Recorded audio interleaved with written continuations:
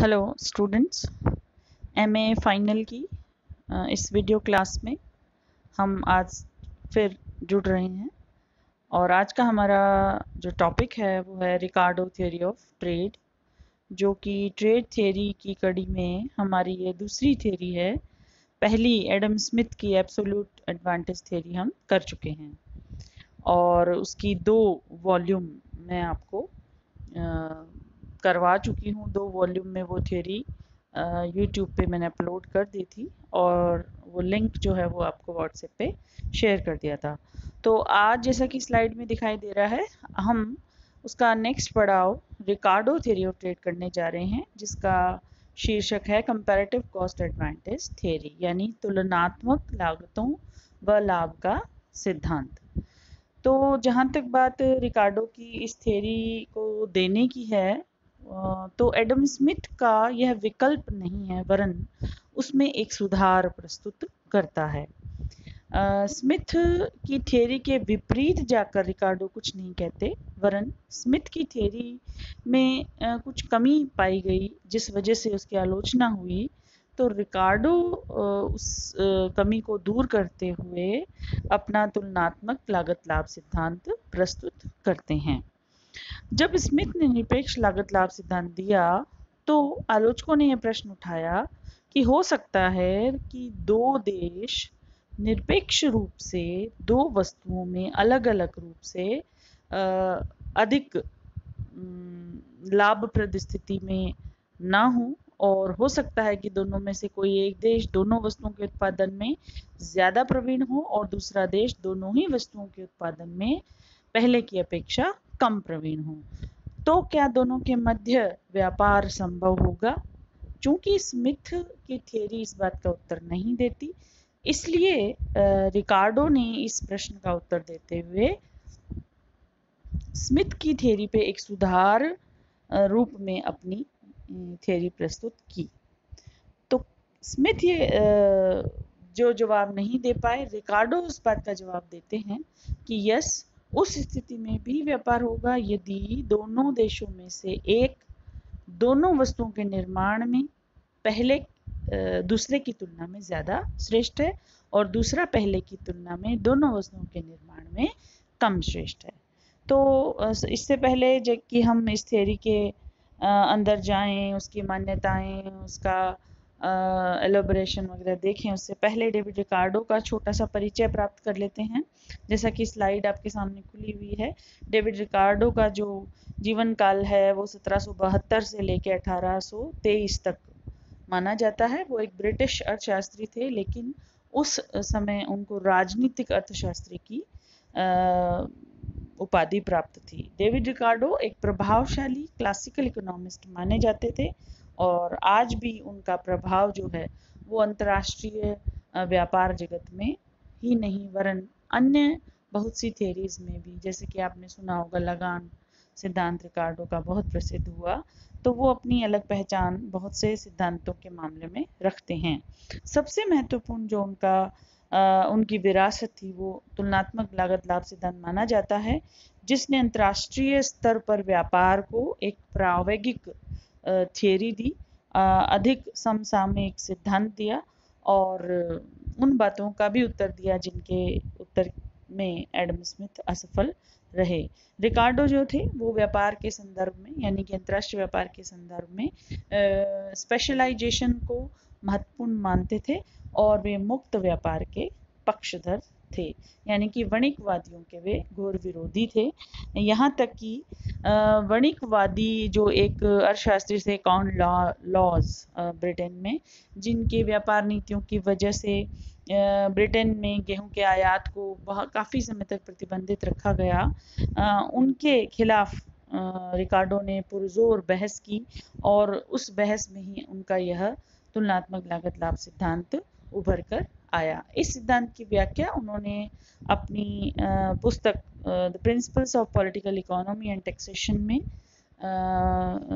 प्रस्तुत की और यह 1817 में प्रकाशित हुई। तो इस तरीके से रिकार्डो का संक्षिप्त परिचय अब आप जान चुके हैं। रिकार्डो के सिद्धांत के बारे में बहुत से अर्थशास्त्रियों ने अपने विचार उसकी सहमति के लिए प्रस्तुत किए हैं। जैसे कि भारतीय एक अर्थशास्त्री हैं प्रोफेसर जगदीश भगवती, उनका एक कोटेशन बहुत ही सरल रूप में है कि एक देश उस वस्तु का निर्यात करेगा जिसमें उस देश की तुलनात्मक साधन उत्पादकता अधिक है, और उस वस्तु का आयात करेगा जिसमें उसकी तुलनात्मक साधन उत्पादकता कम है। इस प्रकार रिकार्डो के सिद्धांत के पक्ष में विचार रखने वाले बहुत से अर्थशास्त्रियों के कोटेशन आपको बुक्स में मिल जाएंगे। जब आपके पास बुक आ जाएं तो आप जगदीश भगवती का भी कोटेशन दे सकते हैं, अन्य किसी अर्थशास्त्री का कोटेशन भी दे सकते हैं। तो बड़े क्वेश्चन में इस तरीके से आप अपने उत्तर को ज़्यादा प्रभावशाली बना सकते हैं। अब हम बता रहे हैं रिकार्डो के सिद्धांत की मान्यताएं, जो कि स्लाइड में नहीं है, लेकिन आप अपने कॉपी पेन से नोट कर लीजिए। यह 2x2x1 का सिद्धांत है। 2 देश, 2 वस्तुएं और एक उत्पादन का साधन, जो कि श्रम है। श्रम समरूप है और जो उत्पादन की लागत है वो श्रम के रूप में ही अभिव्यक्त की जाती है, मुद्रा के रूप में नहीं अभिव्यक्त की जाती है। दोनों ही देश जो हैं समान साधन संपन्न हैं और दोनों ही वस्तु विनिमय वाली अर्थव्यवस्थाएं हैं। दोनों में साधन बाजारों में पूर्ण प्रतियोगिता पाई जाती है। श्रम जो है वो 2 देशों के मध्य गतिहीन है, लेकिन एक ही देश के पूरे क्षेत्र में गतिशील है, और प्रत्येक उत्पादन क्रिया जो है वो पैमाने के स्थिर प्रतिफलों के अंतर्गत संपन्न हो रही है। तो इस तरीके से ये रिकार्डो की मान्यताएं हैं, जो कि लगभग वही हैं जो कि एडम स्मिथ के सिद्धांत की मान्यताएं थीं। तो आप इन्हें वहाँ भी एडजस्ट कर सकते हैं और यहाँ भी बता सकते हैं। तो अब हम आगे बढ़ते हैं रिकार्डियन व्यापार सिद्धांत। जैसा कि स्लाइड आपके सामने खुली हुई है, जिसमें उन्होंने 2 देश लिए हैं, 2 वस्तुएं ली हैं, और श्रम जो है वो एक ही उत्पादन का साधन है और उत्पादन की लागत श्रम घंटों में दी हुई है। तो 2 देश हैं, इंग्लैंड और पुर्तगाल, पोर्चुगल और इंग्लैंड। दोनों 2 वस्तुएं उत्पादित कर रहे हैं, एक है कपड़ा और एक है वाइन।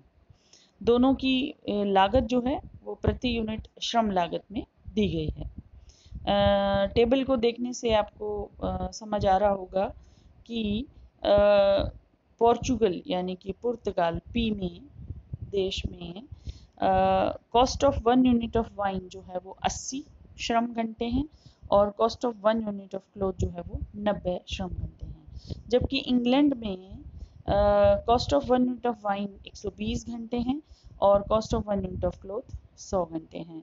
तुलनात्मक रूप से देखें तो इंग्लैंड दोनों ही वस्तुओं के उत्पादन में कम एफिशिएंट है या इनएफिशिएंट है पुर्तगाल की तुलना में, जबकि पुर्तगाल दोनों ही वस्तुओं को ज़्यादा एफिशिएंटली बना पा रहा है इंग्लैंड की तुलना में।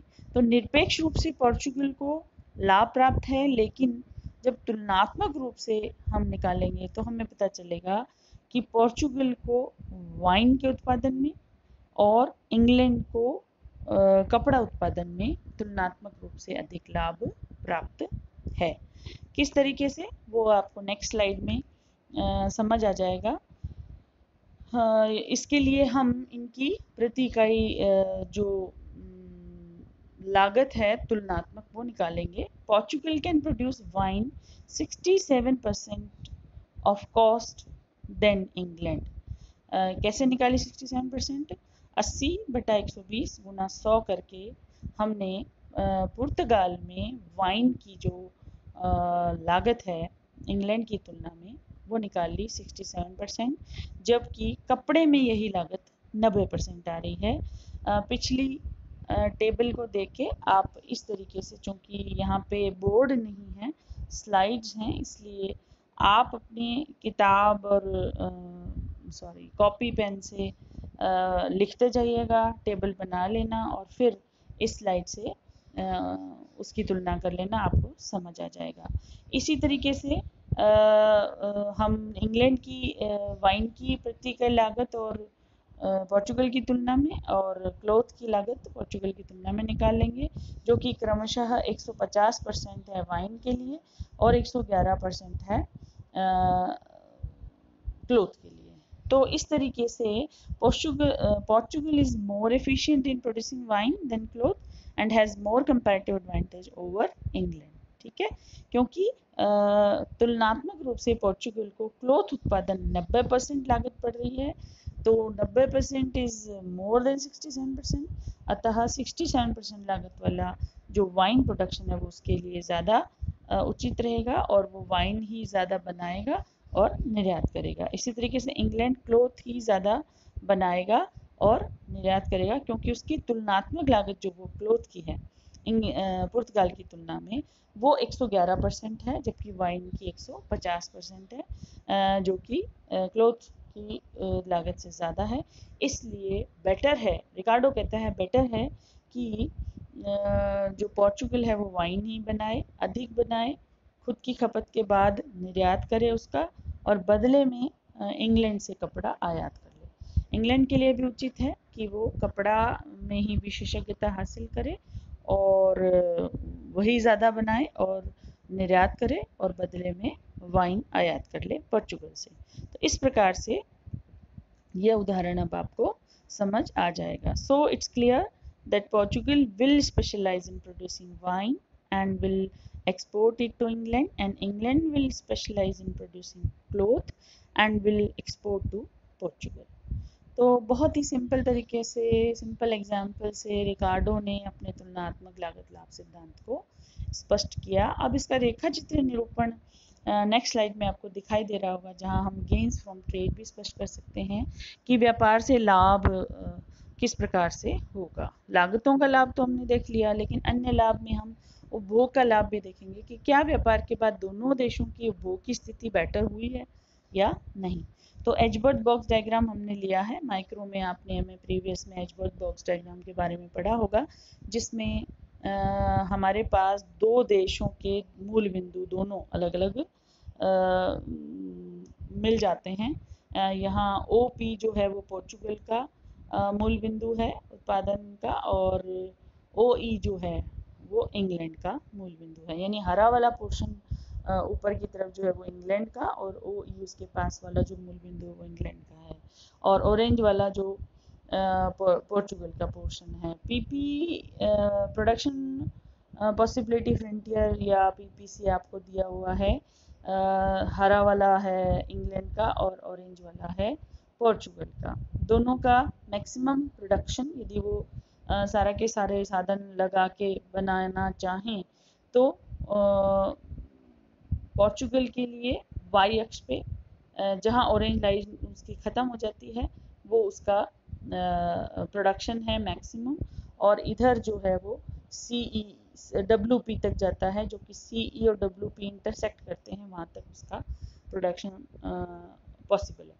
तो ये एक चीज़ दिखाई है गेन्स फ्रॉम ट्रेड के लिए कि इन दोनों के बीच का जो एरिया है वाइट एरिया, उसमें कोई भी पॉइंट उठा लो आप, जैसे मान लो पॉइंट ई उठा लिया, ई जो है वो दोनों के लिए कंजप्शन पॉइंट हो सकता है, यानी दोनों देशों को अपने दोनों उत्पादन बनाने के बाद भी कुछ और आवश्यकता बची रह जाती है जो वो फुलफिल नहीं कर पाएंगे व्यापार से पूर्व, लेकिन व्यापार के बाद उनके लिए उस बिंदु को प्राप्त करना पॉसिबल हो जाएगा। जैसा कि रेखा चित्र में जो ई बिंदु है वो व्यापार से पूर्व उनकी पीपीसी दोनों से ही परे है, वो उसे प्राप्त नहीं कर पाएंगे, लेकिन जैसे ही दोनों के मध्य व्यापार प्रारंभ होगा, दोनों की जो इंटरनेशनल प्राइस लाइन है वो कहीं ना कहीं आपस में बार्गेनिंग द्वारा सेटल हो जाएगी, और अब वो ई बिंदु को उपभोग के रूप में प्राप्त कर सकते हैं। तो जो पोर्चुगल है वो क्या करेगा, वाइन बनाएगा और कुछ वाइन खुद अपने लिए रख के शेष वाइन जो है वो इंग्लैंड को निर्यात कर देगा। इसी तरीके से इंग्लैंड भी क्लोथ बनाएगा, और ई बिंदु पर जो उसका भोग बिंदु है उस बिंदु पर उपभोग करके वह कुछ जो बचा हुआ पोर्शन है क्लोथ का वो निर्यात कर देगा। तो नेक्स्ट स्लाइड में कितनी कितनी मात्रा में वो उपभोग करेंगे और कितनी मात्रा में वो एक दूसरे को पोर्शन निर्यात कर देंगे दोनों वस्तुओं का, वो आपको फिर से वही डायग्राम दिखा के, ताकि आपको पलटना ना पड़े पन्ना, वापस से दिखाया गया है।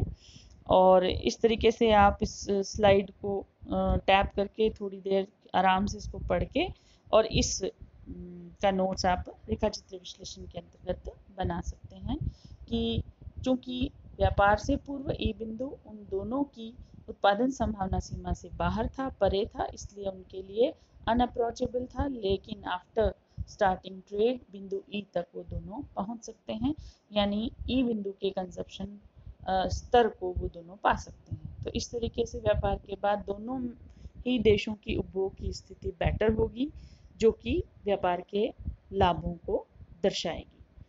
तो explanation of diagram again next slide में भी दिया हुआ है, आप इसको ध्यान से पढ़ लेना कि पुर्तगाल केवल वाइन का उत्पादन करेगा और उसमें विशेषज्ञता हासिल करेगा, CW की खपत करेगा, XW इंग्लैंड को निर्यात करेगा।